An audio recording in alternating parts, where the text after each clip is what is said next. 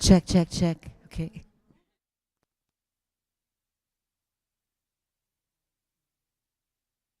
Don't fuck with me.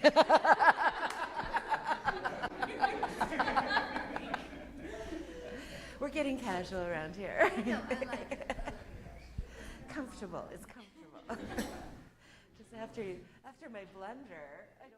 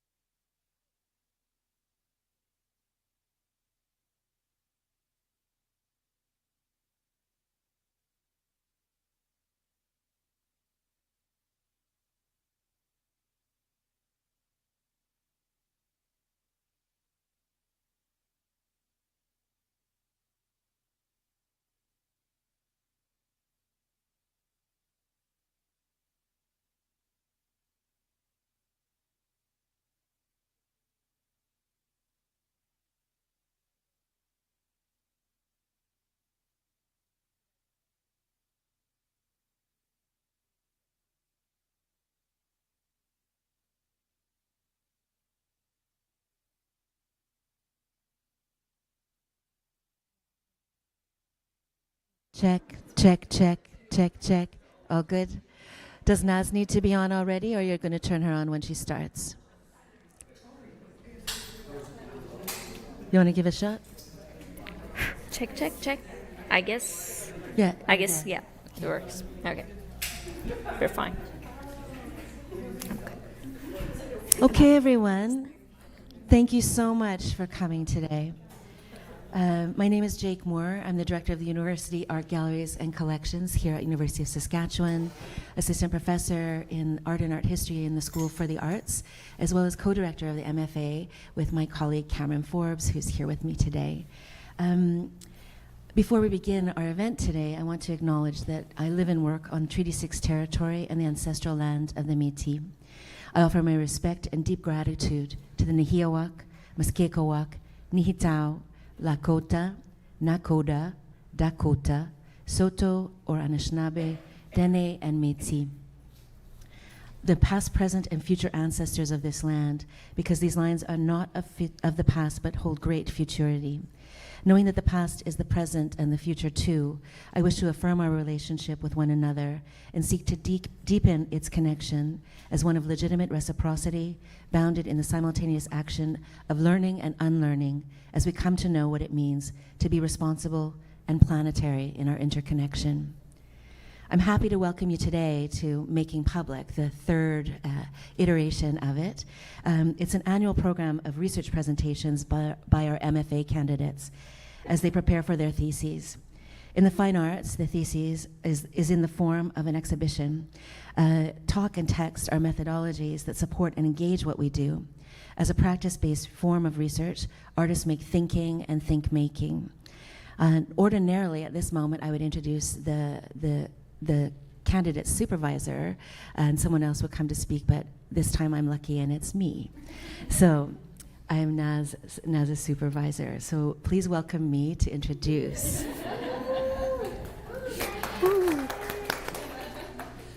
So, Naz Sadah, now I can't do it. Excuse me. Sadahat Kardar, excuse me for that hesitation, because they made me nervous, saying you're not going to be able to say it. And then suddenly, of course not, if someone challenges you that way, but it has been one of the pleasures I've had in having so much Farsi in our rooms to be able to get an ear and learn so much of this poetic language. But I have been Naz's supervisor for only 1 year. In that time, I've witnessed their willingness to dig deeply and labor hard for that which matters to her. Displacement from Iran has informed her identity and has brought deeper understanding of land, place, and space. Naz is focused on the everyday, the ordinary, the mundane objects and actions that together constitute a life, and when their representations are shared with others, help to co-constitute the world. Images speak and offer temporal shifts that transform the objects within them into specters, not tangible and with lost utility, but affective in every way. Her move into performance and installation practices maintains a focus on time and identity, but in an increasingly spatial way. Regardless of the medium engaged, identity disclosed or contained, we're increasingly aware that Naz Sadahat, now I can't do it again, Sadahat Kardar is here. Thank you. Thank you.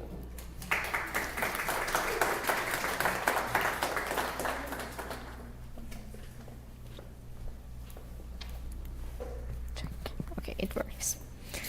Okay, hello everyone. Good afternoon and thanks for coming. Thank you, Jake, for the introduction. Today, I'm sharing my journey as an immigrant artist and how the theme of identity, dislocation, displacement, and immigration have become the main theme in my artistic practice.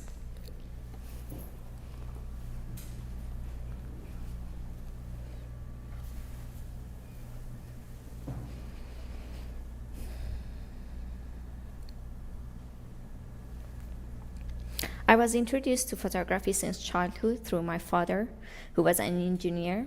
He had touristic slides, street photography, family photos, and everyday life and landscape. My father's hobby became my practice. I graduated as a Bachelor of Photography from Tehran University, the Faculty of Fine Arts, and a study of photography as a fine art made a great foundation for me. So I've lived with a camera about 12 years now, sometimes in my hand, sometimes in my head. And so as an artist, I can say my artworks always start with photography. And photography is a form of thinking for me. When I decided to pursue my master's degree, alienation from nature was what I had in mind to work on as a thesis. But upon arriving to Canada, new themes emerged. I will go through these themes and their connection to my previous work.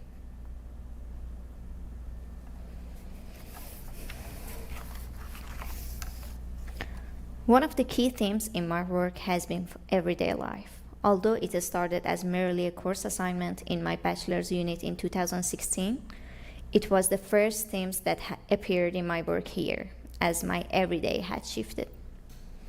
It was in the ordinary that both my displacement and my identity revealed itself. I call this a visual diary of adoption. The experience of arriving in a new country feels like an overwhelming torrent of information.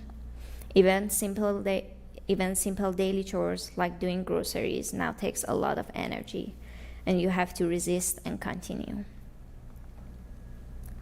I began to work on images of everyday life again as a means of resisting the changes imposed upon me, as my outside world had changed in every way.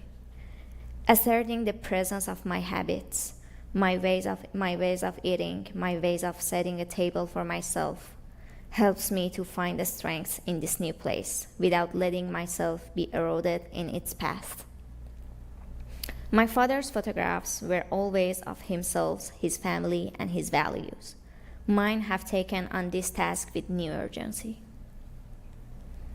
The act of meticulously documenting everyday objects, foods, personal belongings, my bedroom view reveals a deep engagement with the process of creating a new sense of self in an unfamiliar environment. It was as if I were building a visual anchor by creating familiar images to resume my life and reassure myself that the world around me still had familiar elements, and that I could still have some control, even if it was my daily routine.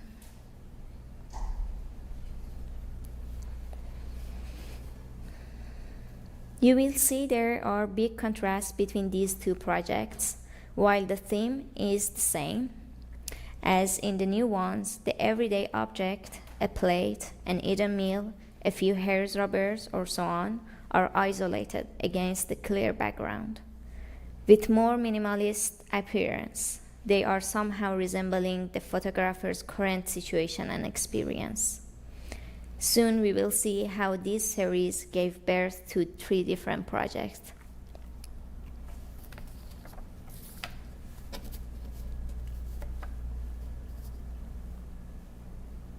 Alongside, I was working on another photo series titled Glass Wall. This series explored my new surroundings, and together with the Yesterday, Today, Tomorrow project, they acted as a complementary exploration. One focused on my outside world, the other on my personal space.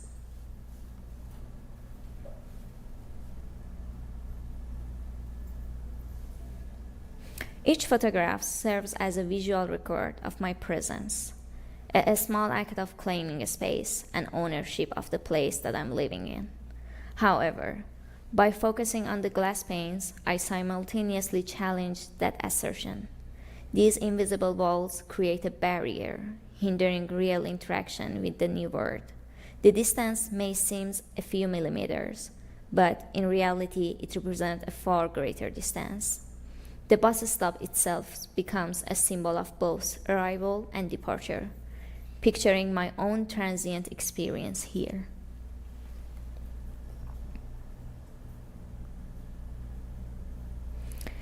In our first year residency, I had the chance to bring that personal story and space of Yesterday, Today, Tomorrow project into a public space, working now in installation performance instead of photographic still alone. I installed the photographs on one of the pillars in the gallery. Tea time had 4 other parts. One was a map of Iran crafted from my hair, framed and situated within the grid of images. Then a set of 3 tables.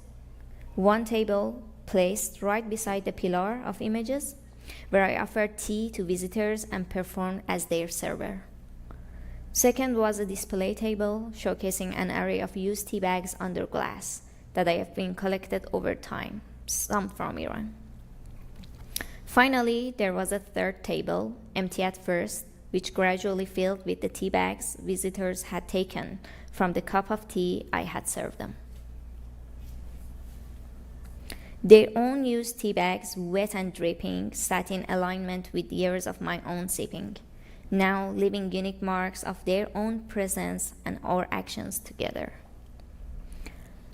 Having been in Canada for only 6 months, playing host, serving tea, and initiating conversations was another way to assert my presence and claim space. And performance itself is a manifestation of real presence. It is live, not a document of prior experience, but animating temporalities together, the past with the present to create my future.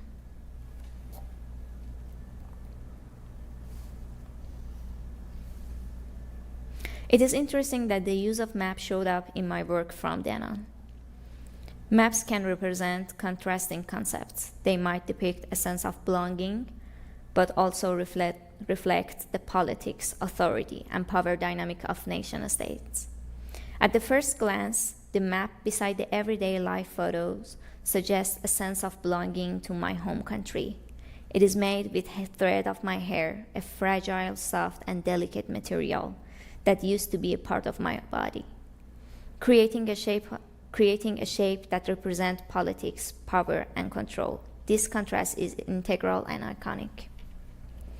This map is no longer an abstract concept, a scalar reduction of land, but a tangible extension of myself. Hair, used in this way, for me is a symbol of dislocation, as it is no longer in its original place.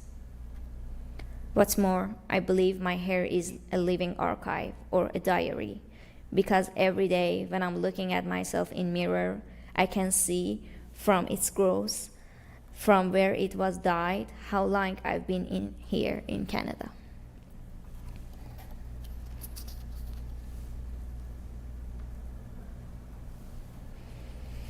After this performance, the concept of tea stayed with me, so for about a year now, I've been collecting tea bags, and I'm still collecting. I see a great potential in these seemingly simple objects. The global traffic of tea represents colonization as well as cultural exchange. Tea is linked to many rituals across the world. In many cultures, sharing tea has been a necessary welcome and dialogue opener. So, as I see it, tea is related to conversation, exchanging thought, togetherness, and friendship.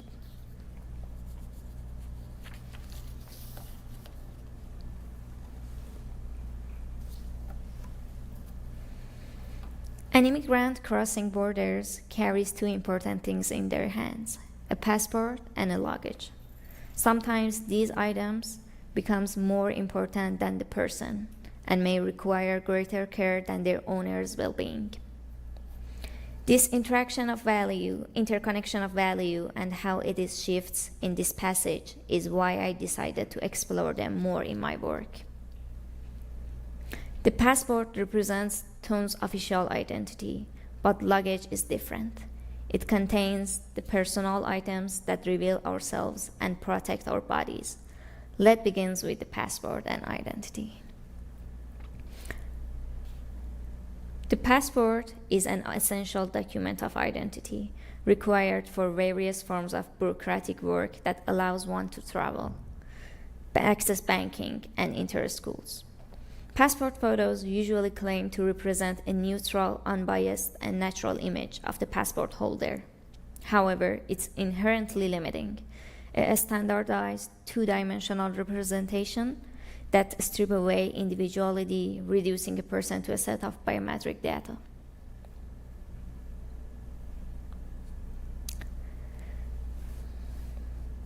This piece shows me in what is called the official Iranian dress code, or more specifically, the Islamic Republic dress code for women, introduced in February 1979. In my passport photo, I'm wearing the hijab, a mood of dress and way of being that I've never presented outside of my home country. This photograph attempts to present an officially approved reality of my identity and embody a specific ideology, religious authority in my portrait. This is how we are all represented and identified in official documents. The grid inherently represents order, structure, and control. By cloning the photo and arranging it on a grid, I create an endless wallpaper-like pattern to highlight that complex bureaucratic system, endless forms and background checks that often immigrants involved with. But also, the ubiquity of the image is in this wallpaper format mirrors the inability of people to see individuals when we first met. While I'm not required to wear hijab in Canada, it keeps getting placed upon me and other Iranian women as well, as people assume this is a defining component of our identity. This piece is in dialogue with American photographer and thinker Alan Sekula's germinal text, The Body and the Archive. He made clear that these standardized photos originate from early mugshots and criminology, serving as a tool for the surveillance and documentation of criminals.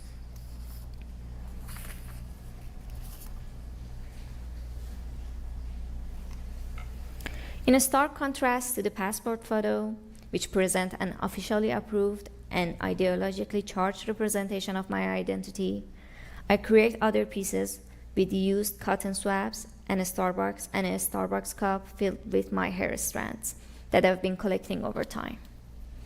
These objects are a form of disembodiment while suggesting my real presence. This offers an attempt to represent my identity using the formal methodology of official frameworks, but assert the other index of the body. And these subjects hold my DNA. This approach directly challenged the passport photo claim to authenticity and reality by presenting a more intimate and fragmented view of my real presence that exists outside the official narratives. From this point on, collecting objects that carries traces of my physical existence became more serious.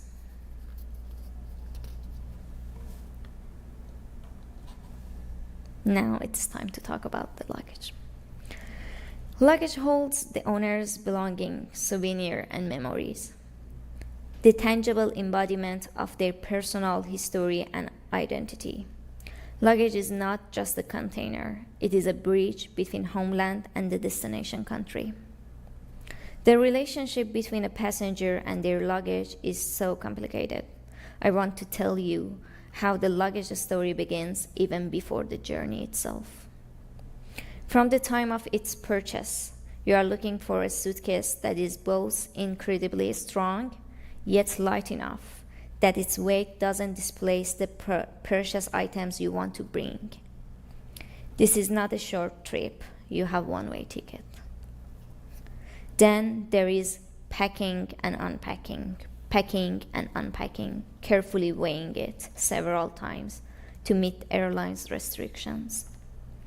Packing and unpacking again and again to choose what to include and what to leave behind.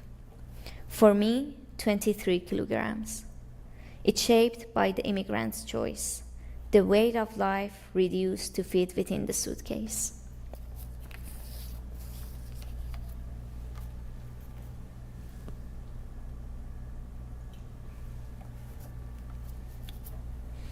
So, after a year of thinking, in my second year residency opportunity, I decided it was time to bring the concept of luggage into my artwork and into the gallery. And the luggage also started with photo. Once again, I used the grid to build a structure for my work. The cube is one of the most stable forms that can symbolize location and space. But in this iteration built with ribbons hanging from the ceiling, it is no longer stable, heavy, and solid. It is light, flexible, and fragmented.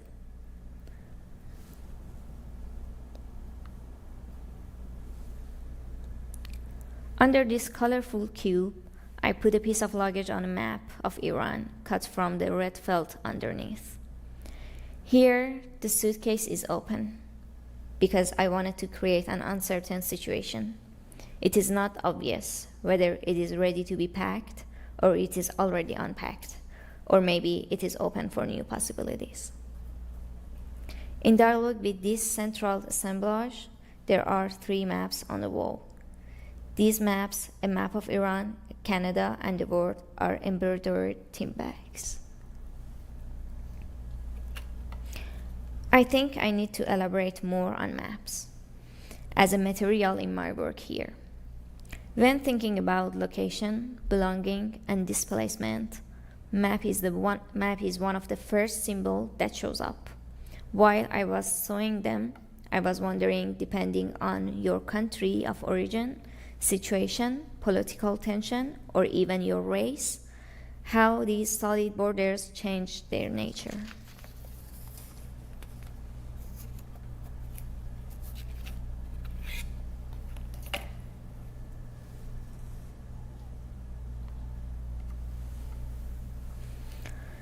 Maps and photos seem distinct, but they are somehow interconnected. The connection between cartography and photography is really interesting to me. They have a lot in common.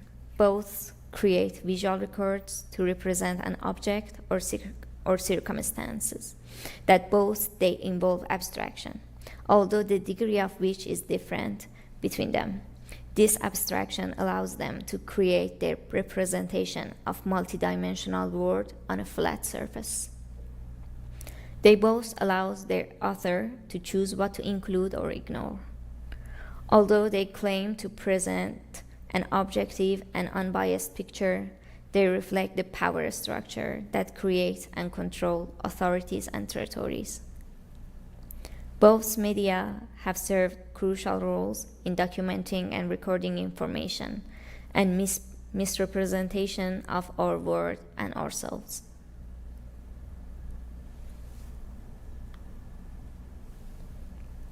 What we have reviewed in this talk were fragments of identity, fragments of memory, fragments of journey. Together, they are fragments of a larger narrative. And what connects these fragments together is photography, even when it is not directly the medium. So at the end, I want to thank you all for your time, attention, and being here. Thank you.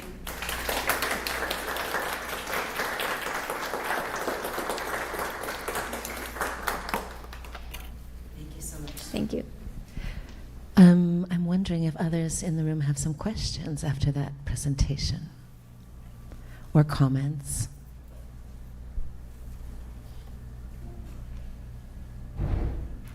Joseph does.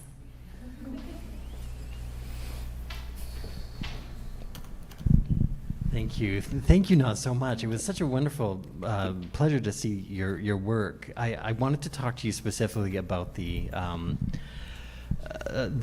work in the snow grove with the ribbons coming down to the suitcase.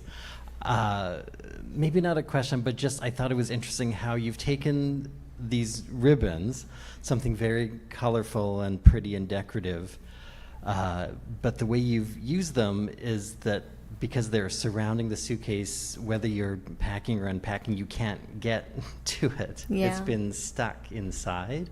And I just found that really interesting, something very, something you maybe don't think about, something very pretty, but it's being used to stop and block the viewer from entering into the space. It's quite fascinating. Thank you. And also your glass wall series, which is really lovely. The first image you showed, I thought, oh, that's my bus stop, the one I get to go on the 43 to Evergreen. So, but I never thought to, think of seeing those the little bits and pieces that are on the glass when you're looking out into the landscape, the pieces of tape and the smudges and things like that, I found that was really great, along with those sort Dots. of John Baldessari style dots that are in front of the landscape as well. Really wonderful, really great work. Thank you, Naz. Thank you. Is there something to respond to there? Let's just start with bus stops first. Yeah, I took photos all about, all the bus stop that I've been using, and that's the only choice you have as an immigrant to transfer, and how those little bus stops was a place to stand and looking around, and you have the time because you are waiting for the bus, and you have the time to take a look around yourself and studying even your neighborhood, or have a better understanding of where you are, or checking them on the map, so the access of them, and all of them are, and I'm using those bus stops, so it is continuing. About the ribbons, I saw a work by Mona Hajam, Impenetrable, which was another work that she used from other artworks that was pre-tenable, and people could walk into that space that the artist hanged a lot of like plastic material things, but like thread, and people could walk into them. But for me, it was just like, it was soft and welcoming, but at the same time, there was something that didn't allow the audience to come in, goes into them. So I like that contrast to something that when you see an artwork and you want to have that interaction, but at the same time, there is something that doesn't allow you to go and engage with it. And maybe it's because of the situation, I don't know. But yeah, and the colorful ribbons, the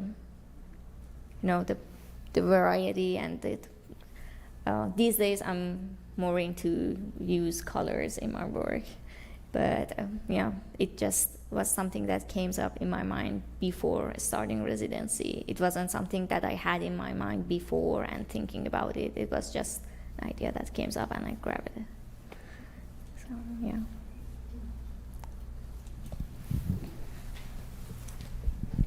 Hi, Naz. I felt that was a beautiful metaphor. It's the images that you had made with the boundaries, and I'm really glad with the invisible boundary of the glass, and I'm glad that you explained that a little, and some of your references. I was just thinking about maps and borders and how it historically has always been a hot topic, but even more so nowadays. Mm-hmm.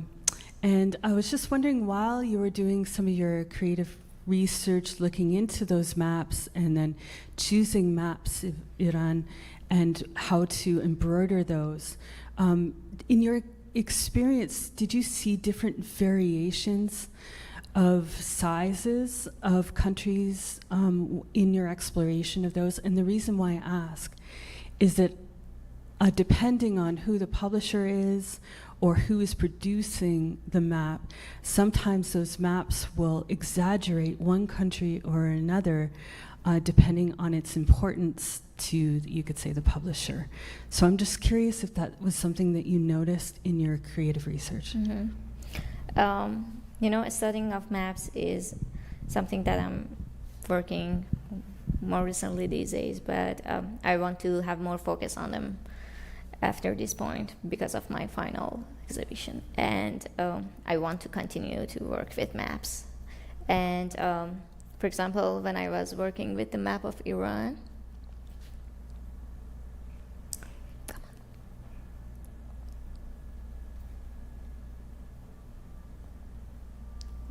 okay.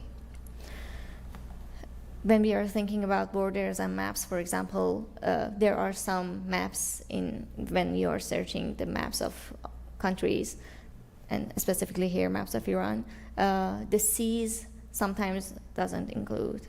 Sometimes just the borders in soils are the things that you can see. So I was really looking for a map that has both, our borders even in water, and we have some issues about, for example, Persian Gulf specifically and borders there. So it was so important to have them. Or specifically, while I was working on the map of the world, it was more challenging because of the size of the tea bags, and at the same time, you are making something really delicate, and you should be careful about having all the details and try to, because it seems a little island there, but it's a big deal. So yeah.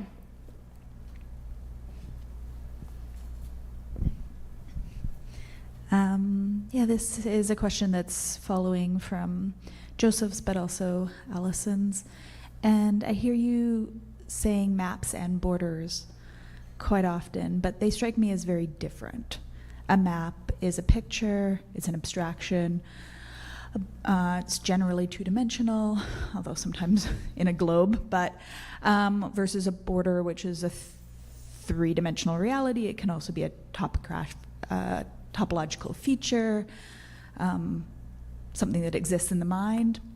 And so I'm wondering how you're thinking of them differently, or if you are sort of like, if they're the same thing to you, or how you're, because I see them operating differently in your work, but I'm hearing you kind of conflate them when you're speaking. So I'd love to hear you talk about the abstraction aspects of maps. And no, just like how maps function in your work and how borders function in your work, and if you see them as the same thing or if you're thinking of them quite differently, and why potentially this emphasis on the map, this two-dimensional abstraction, and versus this new work, which I think is a three-dimensional sort of border, this impenetrable borderland, or the photography that was the borders as well. Yeah, I guess I'm moving between both of them sometimes, but that aspects of maps that is an abstraction of three-dimensional world, and how it's just like photography, another version of abstract of reality, is really something that I want to continue with my photos, and the connection between photos and maps. I'm thinking about having cartography on photos, but about the borders, how can you be an immigrant and don't think about the borders and how it has effect on your life, how you are allowed to pass some of them, or you move from some point of this world to another part of this world, and all the political aspects that it has, and how it is also a kind of barrier or something that don't allow you to be there. I just want to take up a little bit from there because I really appreciate the line that's going here. And I will come back, Jennifer. Sorry, I just saw your hand go up. It's because that distinction, even as you've just described it, of something that you could not pass, it was very embodied, it was physical, as opposed to the image of. And I definitely see the connection between the role of the photograph and the cartograph. Like those are fully related. But this idea of when that boundary or that border is created, and as Joseph articulated with the ribbons, that you couldn't get beyond them, even though technically you could. There's a big difference between that boundary or border that was articulated and physically shared by us versus an abstraction where many people in the room will not say, oh, I can see Caspian Sea. That's not usually there. It is that embodiment, that physicality that really invites you to trouble those words, because obviously as an immigrant, border and boundaries, these things are lived in very many ways, and your passport allowed you certain passages, but that distinction between your images of your passport photo and the other images is a similar shift between the picture of the map, especially because you're still using only one kind of orthography as opposed to looking at like Buckminster Fuller is, there's many different ways that the maps have been made to try and make it more equal, and not as in giving equal presence to them, but making them legitimately properly scaled. Because just as an example, right now the world is the same scale as Iran, right? And that could be something very interesting to take up.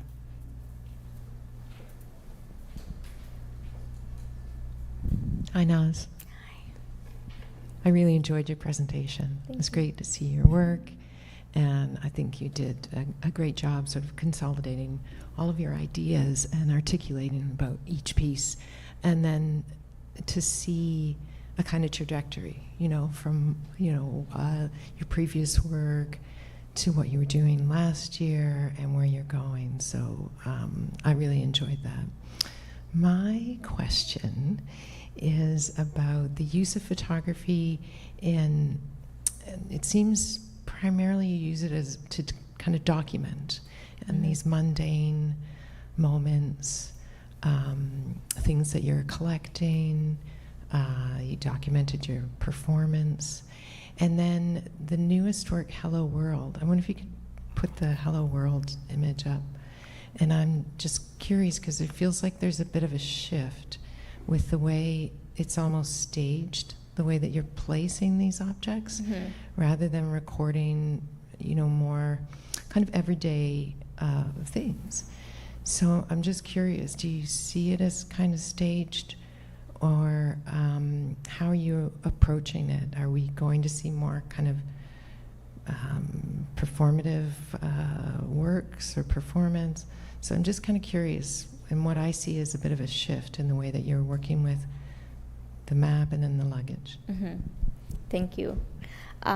Yes, these days I'm thinking about another performance too, but it was just like maybe I was studying with photography, with a camera, and now it seems maybe I'm narrating it. So after a certain point, you reach that point and you are just like, okay, now it's here. So how can I use photography after this point to continue with camera? So I guess maybe I have some stage photography too with maps and things. I have some ideas, but I should try them first. Thanks so much for your presentation, Naz. It's really lovely to get a little bit more insight into your practice overall and how that's developed over the time that you've been here.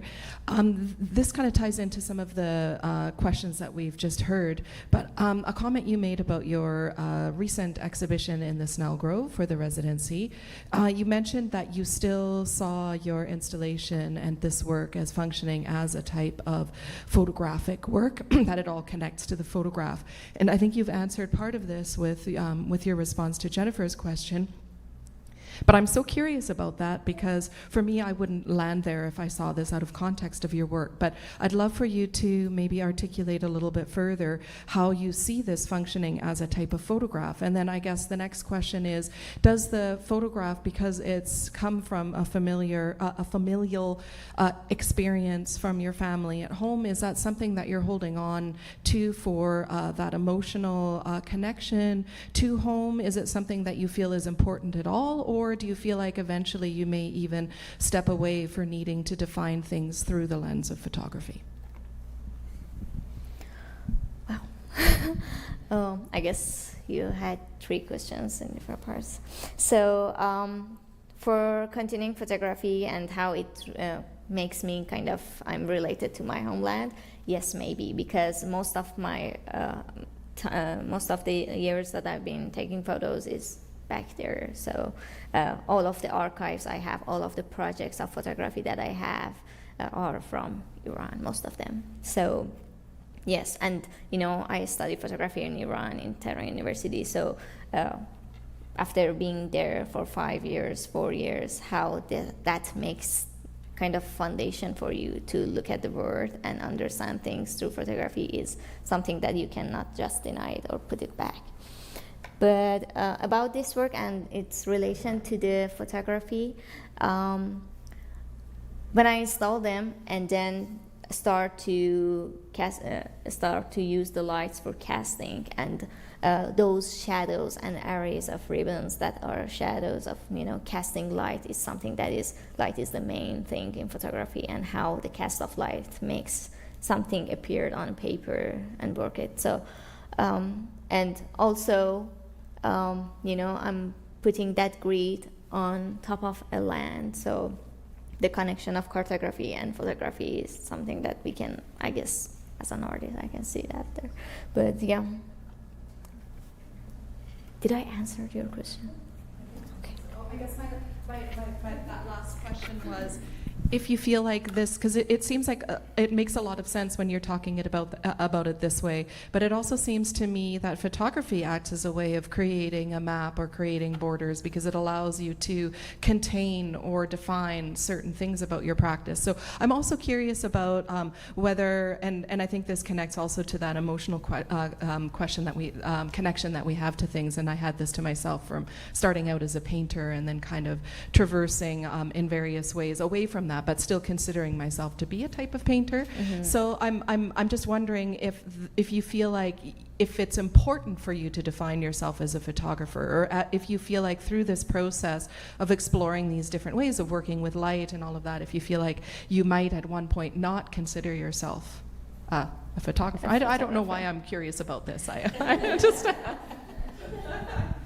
That's a challenging question. Because, yes, sometimes I'm just like, okay, photography is my foundation and base, and I came as a photographer, and the relationship that I have with my camera for studying and how it is intimate to me, because in the first series of Everyday, I had a lot of challenges here, so my camera was the only thing that stayed with me and helped me to pass that time. So, but I cannot predict the future. I'm in the middle of the process, and I'm a student. Yeah, so yeah, maybe in future I don't be certain about just being photographer and continue, or maybe a multidisciplinary artist. Yeah. Hi, yeah, thank you. I really enjoyed the talk too. Thank you. I'm going to, as a painter, ask about color.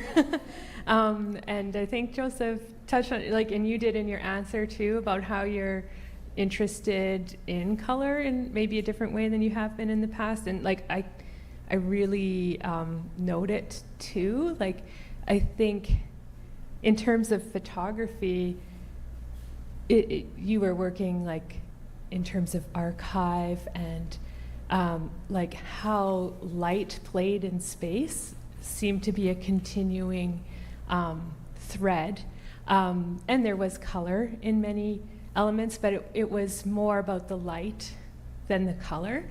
And I'm interested in this one about your choice for color. Is it, and I guess, is it a symbolic relationship? Is it emotional? And even some of the dots, there's color in those dots, but it's not symbolic, but it is kind of like a pointer. Which index. dots? The dots bus in your, stops? yes, yeah.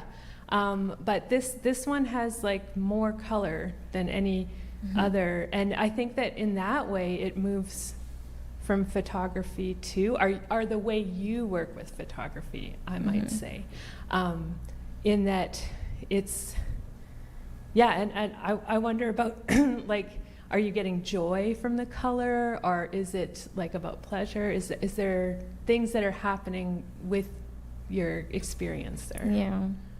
Definitely, I'm into colors, and I think technically sometimes it's a little bit more hard to work with colors and how you manage them. So if you can do that and to control, to have that balance of colors in your artworks, you're in a good spot. So and also it seems like to me sometimes it's because of the grids and they are hanged. It seems like little pixels of colors that are making things too. But yeah. I want to have that colorful space because it kind of represents all the diversity of maybe feelings and experience and everything that you have here. So yeah, that colors can represent a lot of things according to its audience. But so you are thinking about it symbolically, maybe, or experientially, or. Experiential. Okay, yeah. Okay. Accept that. I wonder if I could, all of us are so lucky in the MFA, the amount of proximity you have to artists, the conversations you get to have that open up your understanding of work. And obviously, making one research presentation, we're seeing a snapshot into an artist's work. We're not seeing the multiple pieces we saw even throughout the 2 years that you've been here. But I have to say that because I do know things that other people don't know about you, would you consider showing that video again that you started with and maybe offer a little bit more about that? Because I think it relates to this conversation around color and its abstraction and its evolution and even potentially some of its symbolic connection.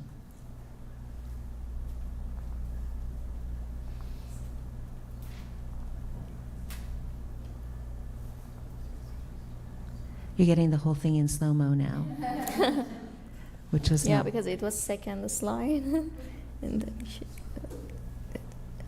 okay. Before that,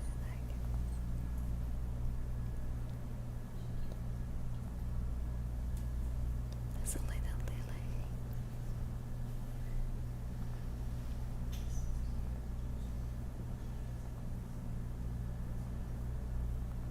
Here we go. Oh.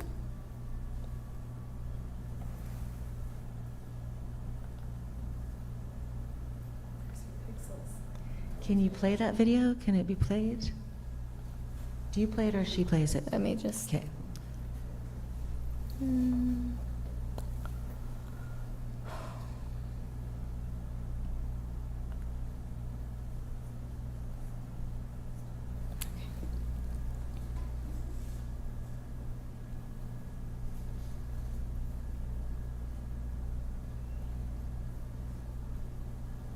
So I don't know if you want to describe exactly where that's come from, but I think for me, just as an observer, and yes, I do know more about it, but thinking about how you start with that image that is window screen grid over light, and then we get into this very pixelated but moving form of light in here with this quote that is, I think, quite necessary to your practice, that how culture always prevails over force, oppressions, and bullying. Mm-hmm. And I think in your depth of observation, because oftentimes that's what's happening is exceptional observation, either through something filtered or fully presented. And I think this is part of the shift that Jennifer's describing, of like coming into like you're kind of outside of it now, that narrative, or you're directing. But there's something very important to this image that I think is worth discussing if you're willing to. And if you're not, Okay, wait for the book. Maybe I should mention that this text is a subtitle of and a quote from a poet and artist and activist, and how that person has maybe effect or relation to my own experience, and as an artist, how I look at him and his work. And these little dots are coming from a screenshot of his video as a background, so I removed the details of other information. We just have the title of his What he was saying. yeah, what he was saying, and also those are the dots of background that are kind of, to me, it's just like the photos that you saw before, like fragments, and how they are kind of connected together, and how they have maybe effect on the way of my practicing art and producing art. Thank you. That's very generous of you, and I wasn't trying to put you in a corner, but I do think this index that you're working with at all times, it's only a tiny, that abstraction is very necessary, sometimes for your own safety, and I find it quite interesting to imagine how these colors have entered into your work in that regard. Does anybody have any more questions or comments? Okay, I would like to thank you so much. Thank you.